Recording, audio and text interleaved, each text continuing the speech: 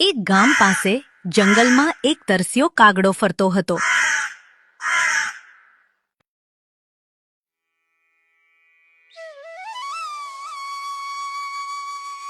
ઘણી શોધ પછી તેને એક ઘડો મળ્યો, જેમાં તળિયે થોડું પાણી હતું.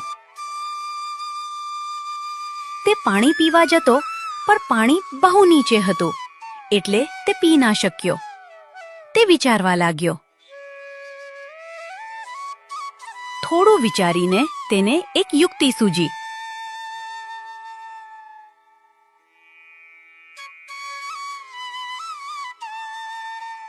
તે નજીકથી નાના નાના પથ્થર ભેગા કરીને ઘડામાં નાખવા લાગ્યો.